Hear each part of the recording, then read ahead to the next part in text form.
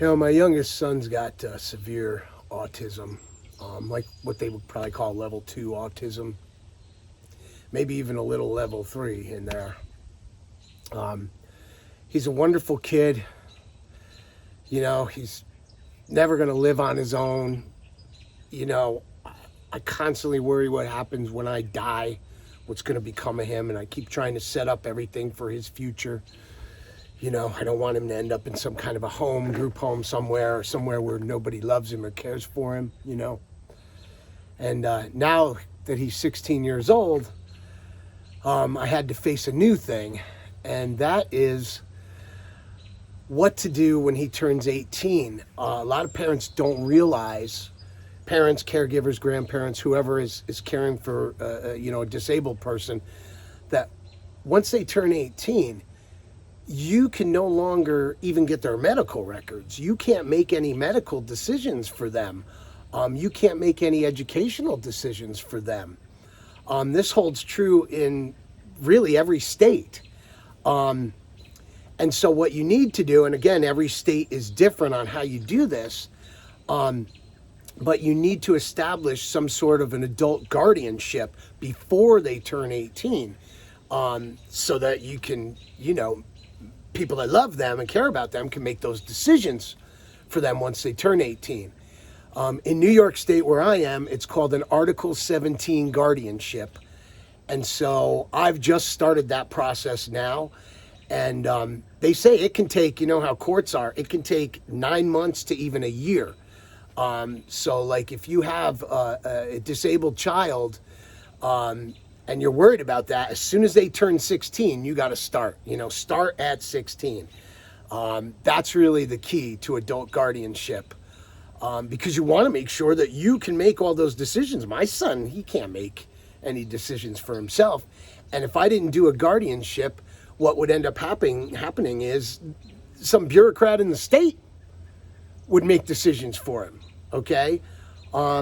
He become basically a ward of the state. Nobody really warns you about this. So I think parents need to know it. So spread the word. If you have any parents that that have kids with autism or any kind of a disability, especially intellectual disabilities, developmental disabilities, you need to protect them right away. You got to start by the time they're 16. You got to figure out in your state, wherever you live, what an adult guardianship entails, and you have to get it going at 16 years old. So I started that process, and it again, you push away bad feelings. I've cried many a night worrying about his future, and of course, you try to forget about it and still work on it. But now working on this guardianship thing brought up all those feelings to the surface again, and when you think about it, it makes you very sad, because you worry what's going to happen when you die, and he's alone in this cruel world, So you have to make sure that you have a lot of younger people around him that will watch out for him and love him. People with disabilities, it's very hard for them.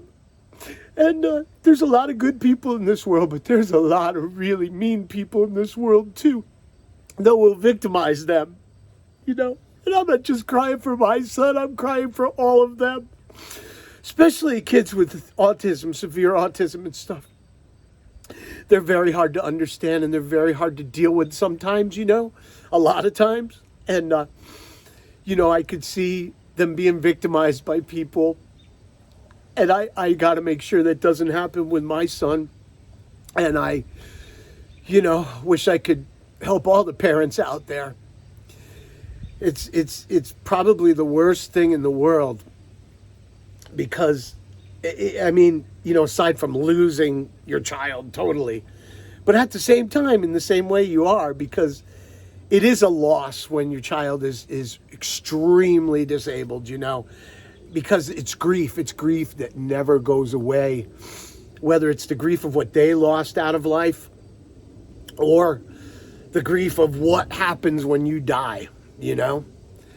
And what becomes of them. And it's a horrible thing. I wouldn't wish it on my worst enemy.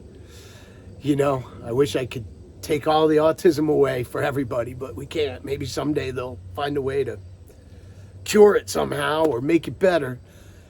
And we're constantly doing therapies and everything else. But, you know, you can only get so far, right? You teach him life skills and teach him how to live the best he can, but my son can never live on his own ever. And so I've got to worry about his future, you know. I've got to figure it out. My dream is to become rich so that I can really set him up for the future. You know, I have my business and stuff, and, you know, that'll keep going. He has an older brother, but his older brother is 22 years older than him. So there's going to be a time where my youngest son is going to be like a 50, 60-year-old man, and he's going to be alone, you know? And it just kills my soul, you know? It just really does. If I could put my brain in a robot and live forever so I could watch out for him, that's what I would do. If that ever is possible, then guess what? I would do it so I could watch out for him. But anyway, I guess this video just started out. I just wanted to let other parents know that, you know, if you have a disabled child, get the guardianship going when they're 16 so that you can make the decisions for them when it comes to medical and educational stuff once they turn 18. You know, and all legal decisions, any legal decision. So there's many things once you turn 18, right? You need to be able to make financial decisions for them, all that stuff. So, you know, if you know anybody with you know, kids who are disabled, please talk to them about this and tell them, start by the time they're 16 and get that guardianship in whatever state you live in so you can protect your child once they turn 18. And as always, thanks for watching. Have a great day.